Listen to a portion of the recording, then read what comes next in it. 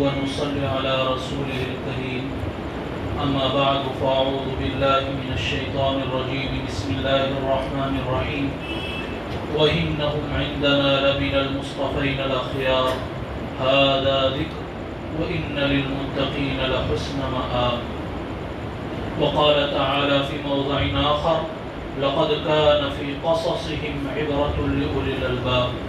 صدق الله العظيم وصدق رسوله النبي الكريم ونحن على ذلك لمن الشاهدين والشاكرين والحمد لله رب العالمين. میرے محترم دینی بھائیوں، حضرت الاستاذ حضرت مفتی عبداللہ صاحب مظاہری ربید روی نور اللہ مرقدہ کے بارے میں گزشتہ جمعہ کو اور اس سے پہلے بھی بہت ساری باتیں میں کہہ چکا ہوں. آج ان کی زندگی کے ان گوشوں پر روشنی ڈالنے کی کوشش کروں گا جن سے ہمیں کوئی سبق ملتا ہے، اور وہ سبق کیا ہے اس کی طرف بھی توجہ دلاؤں گا. اللہ تعالی ہم سب کو کہنے سننے سے زیادہ عبرت حاصل کرنے کی توفیق عطا فرمائے. پہلی بات، جیسا کہ حضرت مفتی صاحب نے فرمایا، کسی بھی عالم، کسی بھی باکمال شخصیت کے پیچھے ایک محنت کرنے والے باپ اور ایک تربیت کرنے والی ماں کا اثر ہوتا ہے. حضرت مفتی صاحب مفتی عبداللہ صاحب مظاہری کے والد ماجد حاجی محمد ابراہیم پٹیل انگریزی تعلیم یافتہ تھے. انگریزی کسی مدرسے میں نہیں پڑھا تھا، لیکن شیخ الاسلام حضرت مولانا حسین احمد مدنی نور اللہ مرقدہ کی زیارت اور ملاقات کے بعد زندگی میں عجیب تبدیلی آئی. یہ ہے اللہ والوں کی صحبت. ایک نگاہ ولی میں وہ تاثیر دیکھی، ایسی تبدیلی آئی کہ حضرت مفتی صاحب کے والد ماجد اشراق اوابین اور چاش کے فقط پابند نہیں ہو گئے، بلکہ مسجد میں کوئی بھی مولوی چندہ کرنے والا مل جاتا تھا اس کو کھانا کھلانے کے لیے گھر لے آتے تھے. حضرت مدنی نور اللہ مرقدہ سے اتنا والہانہ تعلق، عشق کے درجے کا. حضرت کے انتقال کے بعد حضرت کے خاندان والوں سے تعلق. جب مولانا اسعد صاحب حیات تھے، حضرت مفتی صاحب کے والد آم کے موسم میں ایک پیٹی آم وہاں بھیجتے تھے. اور علماء کی اتنی قدر. ایک بہت بڑے عالم ہے علامہ زرنوجی، انہوں نے لکھا ہے، جو آدمی علماء کا اکرام کرتا ہے اللہ اس کے بیٹے اور بیٹے نہیں تو پوتے میں عالم پیدا کرتا ہے. اس لیے پہلا سبق ان کی زندگی سے یہ ہے کہ ہمیں علماء کی قدر کرنی چاہیے. اگر کوئی عالم بدعمل ہے تو اس کی بدعملی کا وبال اس پر پڑے گا، لیکن آپ نے عالم کی قدر کی، آپ کی زندگی چمک جائے گی، آپ کی نسل چمک جائے گی. جیسے ڈاکٹر بد پرہیز ہو تو اس کی بد پرہیزی کا نقصان اس کو ہوگا، لیکن اگر ڈاکٹر کے مشورے پر آپ نے عمل کیا تو صحت آپ کو ملی. مفتی صاحب کے نانا جان حاجی یوسف سدیوت اکابر کے ملفوظات کا بہت گہرا شوق. کتنے ولی صفت آدمی تھے. ان کے بارے میں لکھا ہے، جب حضرت مدنی تشریف لائے تو باقاعدہ حضرت مفتی صاحب کو لے کر حضرت مدنی کے پاس تشریف لے گئے اور دم کروایا. مفتی صاحب جو کچھ تھے یہ ان کے الفاظ سے قدسیہ کی برکت تھی. آج یہ سنت بھی ہمارے یہاں ترک ہو گئی. میں اپنے بچے کو میکڈونلڈ میں تو لے کر جاتا ہوں، اور معاف کیجئے گا میں اپنے بچے کو پیزا اور برگر کھلانے کے لیے تو لے جاتا ہوں اور نواب ڈھابے پر تو لے جاتا ہوں، لیکن مجھے یہ توفیق نہیں ہوتی کہ میں اپنے صاحبزادے کو، میں اپنے بیٹے کو کسی عالم کی خدمت میں لے کر. حضرت انس رضی اللہ تعالیٰ عنہ کے سوتیلے بھائی پیدا ہوتے ہیں. حضرت انس کی والدہ ام سلیم کہتی ہے فوراً اللہ کے رسول صلی اللہ علیہ وسلم کی خدمت میں لے کر جاؤ. تحنیک فرماتے ہیں، آپ نام رکھتے ہیں. دوستو ان کی نسلوں میں قرآن کے داعی اور حفاظ پیدا ہوتے ہیں. یہ سنت. دوسرا سبق یہ ہے کہ اپنے بچوں پر اکابرین سے ہاتھ پھرواؤ، ان سے دعائیں لو، آپ کا بچہ چمک اٹھے گا. تیسری چیز جو مجھے بیان کرنی ہے وہ آپ کی والدہ ماجدہ. آپ سب جانتے ہیں ماں کی گود یہ بچے کا پہلا مدرسہ ہوتا ہے. کوئی بچہ ماں کی تربیت کے بغیر آگے بڑھ نہیں سکتا. پوری تاریخ ہے اولیاء کی. حضرت مفتی صاحب کی والدہ ماجدہ کو ہم نے خود دیکھا. ایک سفر میں میرا حضرت مفتی صاحب کی اتنی دعائیں دینے والی. مفتی صاحب کا بھی معمول سنیے، جب بھی سفر پہ جانا ہوتا تھا، کوئی بھی چھوٹا بڑا سفر بیان کے لیے، ادھر ادھر، لمبا سفر چھوٹا سفر، سب سے ملاقات کے بعد آخری ملاقات والدہ کی دعا لے. تو سفر میں ترقی ہوگی یا نہیں؟ اللہ تعالیٰ سفر کو کامیاب. اور واپسی میں سب سے پہلے ملاقات والدہ. اور والدہ تہجد گزار. والدہ تہجد گزار. دعا و مناجات کا ایسا مشغلہ تھا، رشک آتا تھا. مفتی صاحب نے بھی بڑی قدر کی ان کی. جب ہاسوٹ میں دارالسنہ نامی عمارت جہاں دارالحدیث ہے اس کی تعمیر ہوئی اور لفٹ لگانے کا مرحلہ آیا تو حضرت مفتی صاحب نے کہا، بڑے بڑے اکابر تشریف لائے تھے، اسلامک فقہ اکیڈمی کا سیمینار، مفتی احمد خانپوری صاحب تشریف فرمائے. کہا اس کا افتتاح میری والدہ کریں گی، میری والدہ کی دعا سے لفٹ کا افتتاح ہو. یعنی مجھے بتلانا یہ ہے والدہ کی دعائیں لیجئے. آپ کی زندگی کے سفر میں یہ دعائیں آپ کے لیے بیش قیمت توشہ ثابت ہوں. نمبر 4، چوتھی بات جو مجھے بیان کرنی ہے وہ یہ کہ حضرت مفتی صاحب نے جو مدرسہ قائم کیا اس میں جو نام رکھنے میں نسبت کا خیال رکھا. اپنے اکابرین، اساتذہ، مظہر، یہ ایک بہت بڑے بزرگ گزرے ہیں، مولانا مظہر نانوتوی اور سعادت، مولانا سعادت علی سہارنپوری، بہت بڑے مفتی گزرے ہیں. مظہر سعادت، یہ نسبت بہت بڑی چیز ہے. حضرت مفتی صاحب ابھی فرما رہے تھے، آپ کو میں پوچھنا چاہتا ہوں صحابہ کیسے بنے؟ صحابہ کو صحابہ بنایا نسبت. اصحاب کہف کا کتا، صالح علیہ السلام کی اونٹنی اور نہ جانے کتنی چیزیں ہیں، نسبت نے ان کو کہاں سے کہاں پہنچا دیا. نسبت بہت بڑی چیز.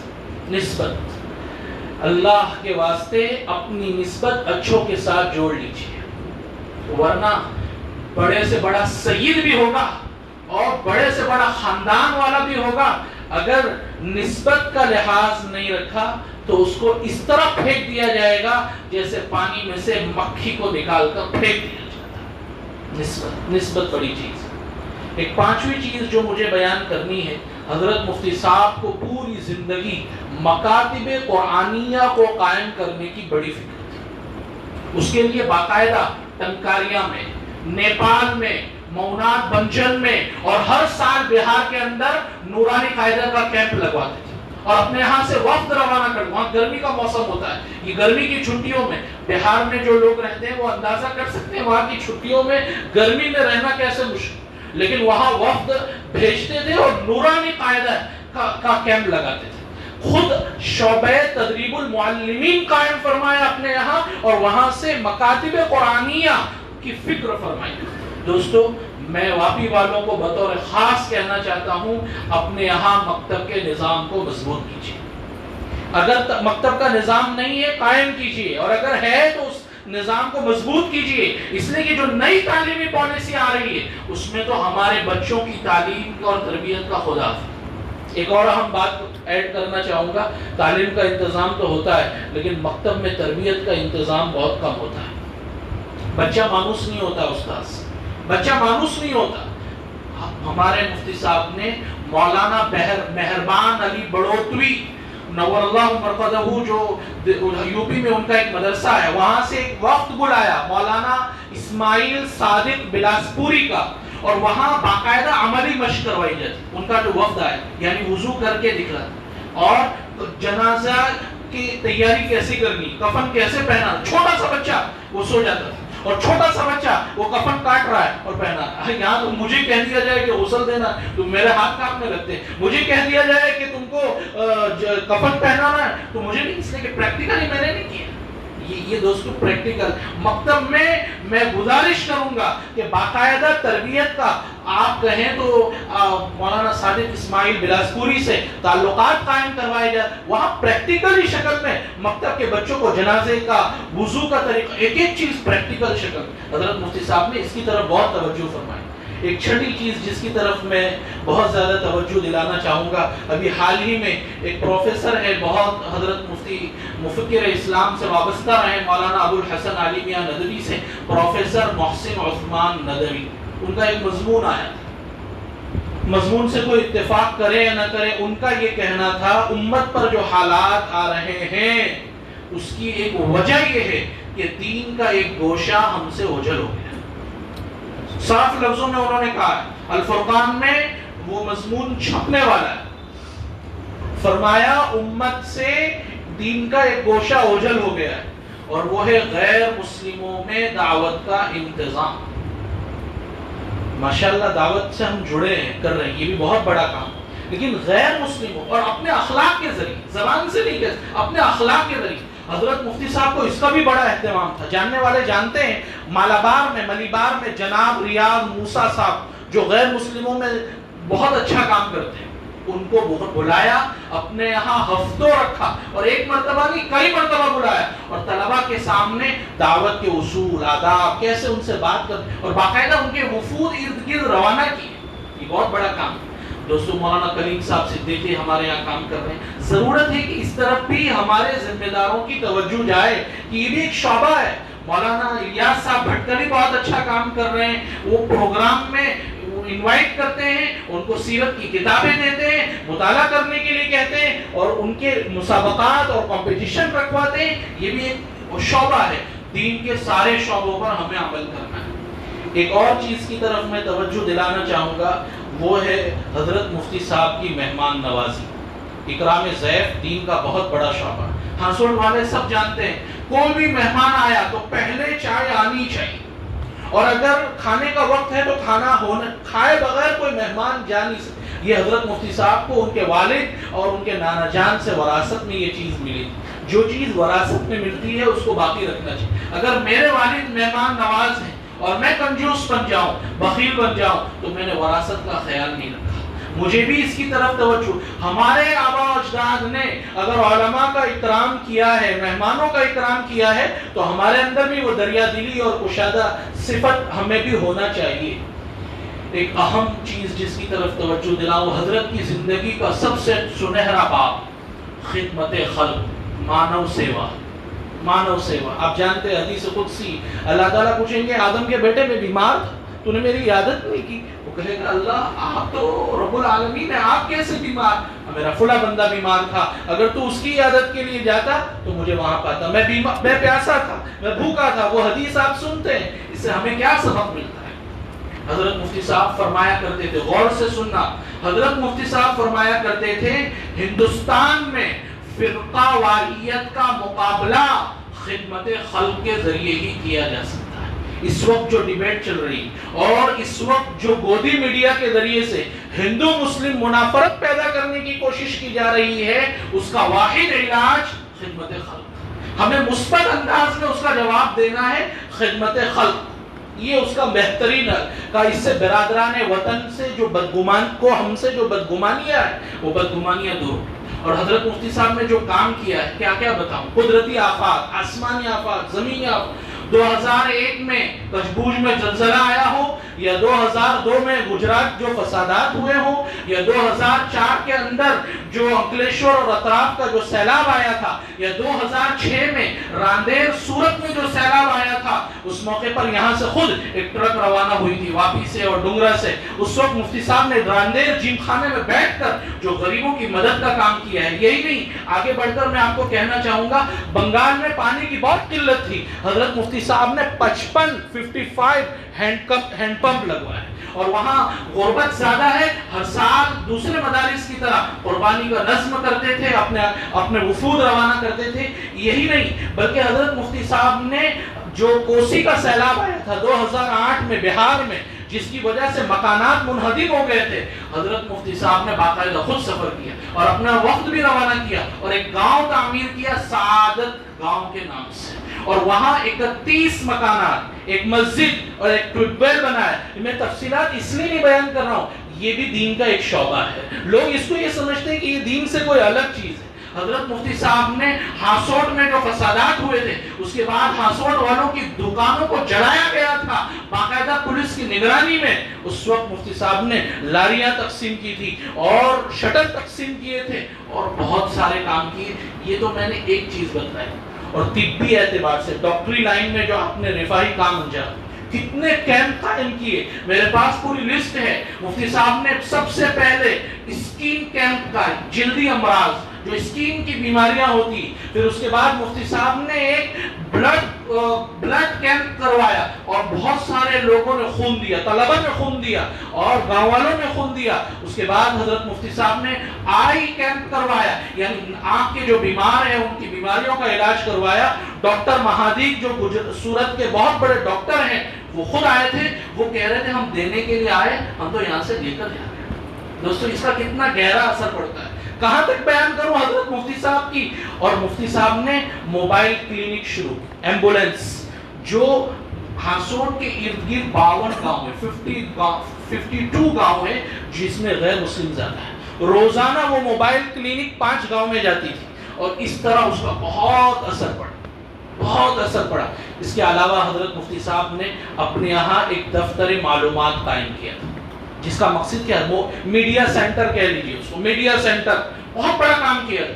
اخبارات میں، مجلات میں، میگزین میں جتنی خبریں مسلم ملک، مسلم ممالک، ہندوستانی مسلمان اور وغیرہ کے بارے میں جو چھپتی تھی، اس میں سے جو اہم باتیں ہوتی تھی اس کو کاٹ کر اس کا تراشا باقاعدہ فائل میں لگایا جاتا تھا، اور اسلام پر کوئی اعتراض ہوتا تھا اس کا جواب دلوانے کی کوشش کی جاتی۔ یہ بہت بڑا کام ہے۔ اس وقت میڈیا سینٹر کا قیام یہ بہت بڑی وقت کی اہم ضرورت ہے۔ میں یہاں ذمہ داران بیٹھے ہیں، میں توجہ دلانا چاہوں گا کہ اس وقت سوشل میڈیا پر کاروان امن و انصاف کے نام سے ایک بہت بڑا پلیٹ فارم ہے۔ مولانا سمیع اللہ خان کا نام آپ نے سنا ہوگا، گودرا میں یونٹ قائم ہو چکی ہے، ضرورت ہے اس کی کہ ہمارے یہاں بھی اس کی یونٹ قائم، اور اتنے سارے مفتیان کرام موجود ہیں، اخبارات میں یوسف گھانچی صاحب موجود ہیں، آپ ان سے فائدہ اٹھائیے، اور جو اسلام اور مسلمانوں کے خلاف جو اعتراضات ہوتے ہیں وہ لکھ کر حضرات مفتیان کرام ائمہ اعظام کی خدمت میں پیش کیجیے، وہ جواب دیں اور یوسف بھائی ترجمہ کر کے اس کو چھاپیں۔ یہ وقت کی ایک اہم ضرورت ہے کہ ہم تیر کا جواب تیر سے دیں، پتھر کا جواب پتھر سے دیں۔ اب دوستو خالی تقریر کرنے سے کام نہیں چلے گا، ہمیں پرنٹ میڈیا میں بھی اسلام کا تعارف اور اسلام کا دفاع کرنے کی ضرورت ہے۔ ایک اہم چیز جس کا مفتی صاحب نے بہت اہتمام کیا تھا وہ حاجیوں کی خدمت۔ حاجیوں کی 2 طرح خدمت کرتے تھے، قانونی۔ ایک مرتبہ 267 لوگوں کے ویزا فارم رد ہو گئے تھے، حج فارم رد ہو گئے۔ مفتی صاحب نے محنت کی، رات دن محنت کی، سب کو حج کروایا، اسی سال حج کروایا۔ یہ تو کرتے تھے، یہ بھی کرنا چاہیے، لیکن دوسرا کام پورے مہینے کے لیے حاجیوں کے لیے تربیت ہے۔ ہمارے یہاں ہوتا کیا، جماعت کے احباب اور ذمہ داران ہفتے میں، مہینے میں 1 مرتبہ اتوار کے دن جمع ہو جاتے ہیں۔ دوستو یہ کافی نہیں، اتنا لمبا سفر، مقدس سفر، اور اس کے لیے 1 دن کافی۔ ہمارے استاد مولانا احمد صاحب ٹنکاروی کو لگا دیتے تھے اور وہ 1 مہینے تک لگاتار باقاعدہ حاجیوں کے کیمپ میں باتیں کرتے تھے، ان کو حج کرنا سکھلاتے تھے۔ دوستو یہ بہت وقت کی اہم ضرورت ہے۔ بات میری لمبی ہوتی جا رہی ہے، میں آخر میں حضرت مفتی صاحب کی جو جیل کی زندگی ہے اس کے بارے میں کچھ باتیں بیان کر کے اپنی بات ختم کرنا چاہوں گا۔ حضرت مفتی صاحب کو آخری زندگی میں جیل جانا پڑا تھا، سب جانتے ہیں، بھروچ سب جیل میں کمرہ نمبر 7 میں مفتی صاحب کا قیام تھا۔ جیسے ہی جیل میں گئے، جیل والوں کا بیان ہے جاتے ساتھ عصر کی نماز کے بعد بیان کیا اور دعا کروائی، اور جن کا قرآن صحیح نہیں تھا ان کا قرآن صحیح کرانا شروع کیا۔ اور حضرت مفتی صاحب کا معمول تھا، لوگ نماز نہیں پڑھتے تھے، جیل میں نماز نہیں پڑھتے تھے۔ حضرت مفتی صاحب نے اہتمام کیا کہ جماعت کی نماز کی امامت خود کرو، حالانکہ بیمار 2 آدمی پکڑ کر کھڑا نہ کریں، اس وقت تک کھڑے ہر نماز کی امامت کرتے تھے، اور تہجد میں بیدار ہو جاتے تھے اور ذکر و اذکار میں مشغول ہو جاتے تھے۔ بلیشور کے ایک جیلر کا بیان ہے وہ نماز کے پابند نہیں تھا، جب باہر نکلا ہے تو وہ تہجد گزار بن چکا ہے، تہجد گزار بن چکا ہے۔ دوستو کہاں تک بیان کروں، جو جیل میں رہنے والے مفتی صاحب جیل میں روزانہ 3 پارے کی تلاوت کرتے تھے، اور جیل میں جو قرآن ان کے پاس تھا اس کا پورا حاشیہ بھرا ہوا ہے۔ جیل میں سے فون آیا تھا کہ یہ قرآن لے جاؤ، اس لیے کہ اس کے حاشیے پر بہت ساری باتیں ابھی وہ چھپنے والی ہیں۔ وہ پورا مقالہ آپ نے سنا ہوگا، وہ بتاؤ وہ 3 صورتیں کون سی ہے۔ اس طرح حضرت مفتی صاحب کو قرآن کا ایک خاص ذوق تھا۔ جب آدمی کو کسی سے عشق کا تعلق ہوتا ہے تو وہ اسی میں لگا رہتا ہے۔ دوستو کیا کیا بیان کروں حضرت مفتی صاحب کے جیل کے واقعات۔ حضرت مفتی صاحب جیل کے اندر رہتے ہوئے ٹفن جو آتا تھا اپنا ٹفن دوسروں کو کھلاتے، کسی کے ٹفن کا انتظام نہیں تو اپنے پیسوں سے انتظام کرواتے۔